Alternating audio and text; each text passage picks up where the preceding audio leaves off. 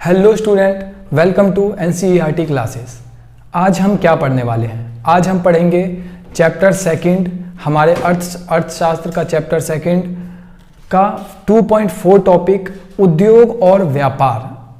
उम्मीद है आपने एनसीईआरटी पढ़ा होगा। अगर नहीं पढ़ा है तो एक बार एनसीईआरटी पढ़ लीजिए, आपको बहुत अच्छे से समझ में आएगा। तो चलिए स्टार्ट करते हैं। और इसकी पुरानी वीडियोस भी आ रखी हैं इस चैप्टर की, तो अगर आपने वो नहीं देखा है तो आप पहले वो देखिए, तो आपको बहुत अच्छे से समझ आने वाला है। तो स्टार्ट करते हैं। क्या है उद्योग और व्यापार? देखिए, जिस राष्ट्र का, जिस देश के उद्योग अच्छे होंगे, औद्योगिक क्षेत्र अच्छे होंगे, वो राष्ट्र कहीं ना कहीं प्रगति की ओर जाएगा। ये हम सबको पता है कि वो बहुत उन्नति करेगा। और औद्योगिक क्षेत्र क्या होता है? औद्योगिक क्षेत्र एक जो रोजगार देता है वो बहुत अच्छे किस्म के रोजगार देता है। अच्छे किस्म के मतलब कि मैं अगर कृषि क्षेत्र से तुलना करूं, कृषि क्षेत्र से मैं तुलना क्यों कर रहा हूं? क्योंकि हमें पता है कृषि क्षेत्र पर हमारी जनसंख्या निर्भर है। ज़्यादा से ज़्यादा जनसंख्या हमारी कृषि क्षेत्र पर निर्भर है, तो इसलिए मैं कृषि क्षेत्र का एग्जाम्पल लूँ। तो अगर औद्योगिक क्षेत्र और कृषि क्षेत्र में हम देखें तो औद्योगिक क्षेत्र जो है वो रोजगार के स्थायी अवसर प्रदान करता है। औद्योगिक क्षेत्र रोजगार के स्थायी अवसर, स्थायी अवसर का मतलब होता है परमानेंट, ठीक है, कि टेम्प्रोरी बेस पे नहीं कि आज अभी रोजगार मिला, कुछ टाइम के बाद रोजगार हट गया, फिर हो सकता है दोबारा मिले, जैसे कि कृषि क्षेत्र में ज़्यादातर होता है। ठीक है, कृषि क्षेत्र में कोई स्थायी रोजगार नहीं मिलता हमें, लेकिन औद्योगिक क्षेत्र में हमें स्थायी रोजगार मिलता है। और औद्योगिक क्षेत्र अच्छा होना उस राष्ट्र की प्रगति को दिखाता है, उस राष्ट्र की उन्नति को दिखाता है। तो किसी राष्ट्र का औद्योगिक क्षेत्र उस राष्ट्र की रोजगार के स्थायी अवसर उपलब्ध कराता है। ठीक है, स्थायी अवसर, रोजगार उपलब्ध कराता है, उस रोजगार में भी स्थायी रोजगार, परमानेंट जॉब, ठीक है, टेम्पररी जॉब नहीं। सेकंड पॉइंट क्या है? आज़ादी के समय भारत में सीमित उद्योग थे। जैसा कि हम सब जानते हैं, आज़ादी के समय सीमित उद्योग थे। सीमित उद्योग कौन से थे? हमने चैप्टर फर्स्ट में पढ़ा हुआ है। अगर आपने चैप्टर फर्स्ट पढ़ा है तो आप कमेंट सेक्शन में लिख सकते हैं कि आज़ादी के समय कौन कौन से उद्योग चलते थे। बाद में उद्योग लगे वो एक अलग चीज़ है, लेकिन आज़ादी के समय कौन कौन से उद्योग लगते थे आप वो बता सकते हैं। एग्जाम्पल के लिए मैं एक दे देता हूँ, टिस्को। टिस्को उस टाइम पे Tata iron steel and company करके था, तो वो चलता था। एक मैंने उदाहरण दिया है, बाकी सब आप बताएं। मैं उम्मीद करता हूँ आप कमेंट सेक्शन में आप लिखेंगे जरूर कि कौन कौन से उद्योग उस टाइम चलते थे, लेकिन सीमित थे, असीमित नहीं थे। वही 3, 4, 5 उद्योग थे, वही चलते थे। तो वही बता रखा है कि आज़ादी के समय भारत में सीमित उद्योग थे। इसलिए देखो, उद्योग सीमित होगा, सरकार चाहती है कि औद्योगिक क्षेत्र बढ़े, क्योंकि औद्योगिक क्षेत्र बढ़ेगा तो देश की प्रगति होगी, और औद्योगिक क्षेत्र बढ़ेगा तो कहीं ना कहीं रोजगार के अवसर ज़्यादा आएंगे, लोगों को ज़्यादा रोजगार मिलेगा। तो इसलिए पंचवर्षीय योजना में औद्योगिक क्षेत्र पर बल दिया गया। औद्योगिक क्षेत्र सीमित थे, इसलिए आने वाली पंचवर्षीय योजना में, अगले साल की या फिर आने वाली जितनी भी पंचवर्षीय योजनाएं बनी, उन पंचवर्षीय योजनाओं में औद्योगिक क्षेत्र पर बल दिया गया। ज़्यादा से ज़्यादा औद्योगिक क्षेत्र बनाए गए, ज़्यादा से ज़्यादा उद्योग बनाए गए, खोले गए। ठीक है, अब नेक्स्ट है कि भारतीय, देखो नेक्स्ट इसी टॉपिक में है, कोई नेक्स्ट टॉपिक नहीं है, इसी टॉपिक में पढ़ते हैं। क्या है कि भारतीय औद्योगिक विकास में, औद्योगिक विकास का मतलब औद्योगिक क्षेत्र का विकास, ठीक है, सार्वजनिक क्षेत्र या निजी क्षेत्र। देखो, औद्योगिक क्षेत्र में उद्योग तो सार्वजनिक भी हो सकता है। सार्वजनिक से मेरा मतलब है सरकारी, जिस पे प्राइवेट का हक ना हो, ठीक है, जिस पे प्राइवेट का हक ना हो। निजी का मतलब होता है प्राइवेट, कोई चीज़, निजी कार है मेरी, निजी घर है, निजी घर है मेरा, तो वो प्राइवेट होता है, पर्सनल अपना, ठीक है। तो औद्योगिक विकास में जो सरकार प्रयास कर रही थी कि औद्योगिक विकास के लिए अच्छे से अच्छे काम किए जाएं, पंचवर्षीय योजनाएं में औद्योगिक विकास पर बल दिया गया। तो ये किस तरह का औद्योगिक विकास था? सार्वजनिक क्षेत्र के लिए ज़्यादा था या फिर निजी क्षेत्र को ज़्यादा प्रोत्साहन दे रहा था, वो हम देखेंगे इसमें। पहला पॉइंट है कि आज़ादी के समय निजी क्षेत्र के पास अपेक्षित पूंजी नहीं थी। अपेक्षित पूंजी नहीं थी का मतलब है कि देखो, जिस टाइम हम आज़ाद हुए उस टाइम पे बहुत सारे लोगों को बिजनेस के लिए पूंजी चाहिए होती है, बहुत सारे लोगों के पास बिजनेस के लिए पूंजी नहीं थी। तो अगर हम उस टाइम पे औद्योगिक क्षेत्र को बढ़ावा देना चाहते हैं तो हमें सार्वजनिक क्षेत्र अच्छा करना होगा, क्योंकि निजी क्षेत्र में तो ज़्यादातर के पास पूंजी है ही नहीं, और जिनके पास पूंजी है भी तो बाजार उस हिसाब से नहीं था। जो पूंजी लगाएगा तो वो अपने हिसाब से देखेगा ना बाजार को अपने नज़रिए से देखेगा कि मेरी पूंजी वापस आएगी या फिर डूब जाएगी। ठीक है, कोई भी उद्योग बिजनेस लगाने के लिए। तो वही चीज़ कि बाजार, या तो बाजार उद्योग में निवेश के लिए बाजार का आकार नहीं था उस हिसाब से उतना बड़ा बाजार नहीं था कि वो अपनी पूंजी लगाए या फिर रिटर्न उसे मिले अपनी पूंजी का, या फिर बाजार की वो स्थिति सही नहीं थी। ठीक है, कुछ लोगों को लगता है कि निवेश करने से लॉस हो सकता है, तो वो उस टाइम निवेश नहीं करेगा। वही स्थिति उस टाइम आज़ादी के टाइम थी। एक तो सब किसी के पास पूंजी नहीं थी, हर किसी के पास धन नहीं था लगाने को। जिनके पास धन था भी, उनको ये साफ दिख रहा था कि बाजार में पूंजी लगाना कहीं ना कहीं लॉस को न्योता देना है।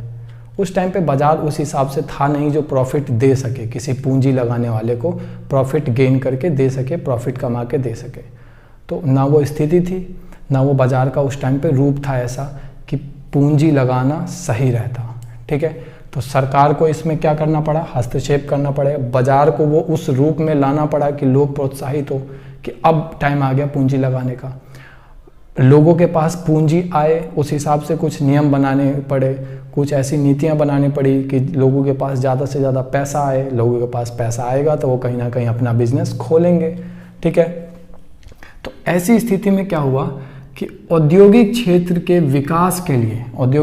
विकास के लिए सरकार को महत्वपूर्ण भूमिका निभाना पड़ा। मतलब बीच में आना पड़ा। सरकार ने हस्तक्षेप किया, बाजार को अच्छा किया मतलब जो बाजार पहले पिछड़ा हुआ था, बाजार में मांग नहीं थी। क्योंकि देखो, लोगों के पास पैसा होगा तभी तो मांग होगा। लोगों के पास उस टाइम बहुत ज़्यादा पैसा था नहीं, क्योंकि गरीबी कितनी है हम सबको मालूम है। तो बाजार में पैसा मांग लाने के लिए पहले आपको लोगों की जेब में पैसा डालना पड़ेगा। तो वो सारा काम कौन करेगा? प्राइवेट सेक्टर तो करेगा नहीं, तो गवर्नमेंट करेगी। तो बहुत सारी ऐसी नीतियां बनाई गई जिससे बाजार को सुचारू रूप से स्टार्ट किया जाए, लोगों को ये दिखाया जाए कि पैसा लगाओ प्रॉफिट निकलेगा। ठीक है, लोग पहले देख भी नहीं रहे थे। देखना मतलब कि एक होता ना आकलन लगाना कि इस बिजनेस में इस टाइम अभी प्रॉफिट है, तो ये मन की आंखों से देखना कि इस बिजनेस में आकलन करना, इमेजिनेशन है कि इस बिजनेस में इस टाइम लगाओ प्रॉफिट है, या फिर इस बिजनेस में मत लगाओ, ये प्रॉफिट नहीं देगा अभी इस टाइम खासकर।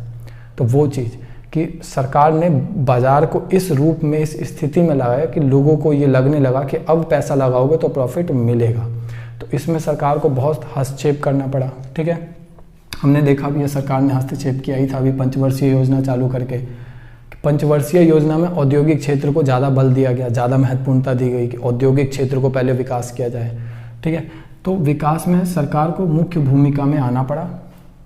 नेक्स्ट क्या है कि भारतीय अर्थव्यवस्था में समाजवाद की स्थिति बनाने के लिए, देखो समाजवाद की स्थिति हमने टॉपिक पढ़ रखा है, तो समाजवाद मुझे नहीं लगता कि ज़्यादा लोगों को अब दिक्कत होने वाली है। समाजवाद क्या है, अगर आपने नहीं पढ़ा है तो समाजवाद वाला टॉपिक भी डिस्क्रिप्शन में है, उसके लिंक आप देख सकते हैं। मैं अगर एक ब्रीफली में बता दूं बहुत सरल भाषा में समाजवाद क्या होता है, तो रामराज को हम समाजवाद कह सकते हैं। समाजवाद में सारी पावर सरकार के पास होती है, क्या उपजाना है, क्या बाजार में बिकेगा, किस मूल्य पर बिकेगा, किस निजी क्षेत्र को, प्राइवेट कंपनी को क्या उपजाना है, कितना उत्पादन करना है, सब कुछ सरकार देखेगी। कोई चीज़ उत्पादन हो गया, वो किस रेट पे समाज के किस वर्ग को देना है, गरीब वर्ग को, अमीर वर्ग को, मध्यम वर्ग को, किस वर्ग को देना है, ये भी सरकार तय करेगी। ठीक है, समाजवाद में ये होता है। हमारे नेहरू जी को समाजवाद पसंद था, लेकिन पूर्ण रूप से नहीं, उसमें कुछ कमियां भी है, क्योंकि प्राइवेट सेक्टर को थोड़ा सा खुला भी देना चाहिए। ऐसा नहीं है कि सरकार ने बिल्कुल बंधक बना दिया उनको। तो ये थोड़ी सी कमियां थी, ये कमियां हटा दें तो नेहरू जी को बहुत पसंद था समाजवाद, लेकिन कुछ कमियां उन्हें भी दिखी थी, यही कुछ एक दो।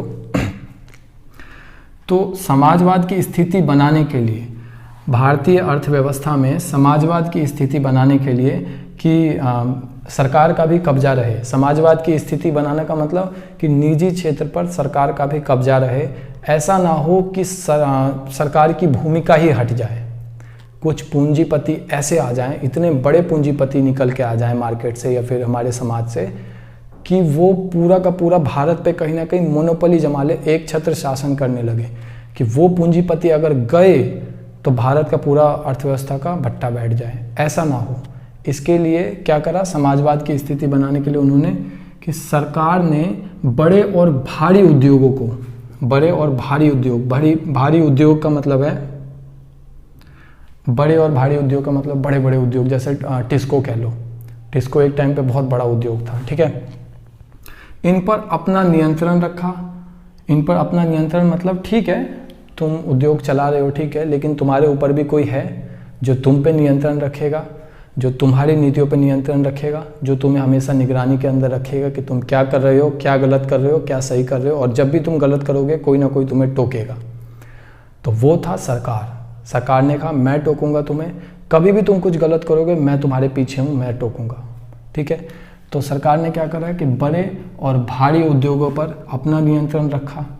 और द्वितीय पंचवर्षीय योजना में किसमें ये जो अर्थव्यवस्था में जो बदलाव आया थोड़ा सा, कि बड़े और भारी उद्योगों पर सरकार ने अपनी पकड़ रखी। क्यों? क्योंकि समाजवाद की स्थिति रहे, सरकार का कब्जा रहे, सरकार के हाथों से बाजार की ये जो भी ताकत होती है बाजार की, वो ताकत सरकार के हाथों से चली ना जाए, इसके लिए। तो ये कब हुआ? द्वितीय पंचवर्षीय योजना में ये फैसला हुआ, ठीक है। और क्या था इसी फैसले के अनुसार, इस फैसले के अनुसार क्या था कि निजी क्षेत्र की नीतियाँ, प्राइवेट सेक्टर की भी कोई भी जो पॉलिसी होगी जो प्राइवेट सेक्टर बनाएगा, ठीक है, प्राइवेट सेक्टर की कोई भी पॉलिसी होगी जो प्राइवेट सेक्टर बनाएगा, सरकारी क्षेत्र जो भी गवर्नमेंट सेक्टर होगा उसमें, पब्लिक सेक्टर कहते हैं इंग्लिश में इसको, सार्वजनिक क्षेत्र को, सार्वजनिक क्षेत्र की नीतियों के अनुकूल काम करेगा। कौन करेगा अनुकूल काम? निजी क्षेत्र की नीतियाँ। कहने का मतलब कि सरकार जो चाहेगी वो निजी क्षेत्र की नीतियाँ काम करेगी, सरकार के विरोध में निजी क्षेत्र की नीतियाँ काम नहीं कर सकती। निजी क्षेत्र की कोई भी पॉलिसी ऐसी नहीं हो सकती जो सरकार का विरोध करे या किसी सरकारी पॉलिसी को ठेस पहुँचाए, ठीक है। मेन में आप ये समझ सकते हो। तो ये टॉपिक ख़त्म होता है, ऐसे ही अगला टॉपिक भी आएगा, ऐसे ही पिछला टॉपिक भी आया था। आप बने रहें, हमारे चैनल को सब्सक्राइब करें, अगर आपको अच्छा लगा हो तो लाइक करें, अपने दोस्तों के साथ शेयर करें, और हमारा टेलीग्राम चैनल लिंक मैंने डिस्क्रिप्शन में दे दिया है। अगर आपको अच्छा लगे तो टेलीग्राम से आप जुड़ सकते हैं, आने वाले टाइम पे वहाँ पे नोटिफिकेशन आ जाएगी कि कब कौन सी वीडियोस आ रही है। तो मिलते हैं अगली क्लास में, तब तक के लिए स्वस्थ रहें, मस्त रहें।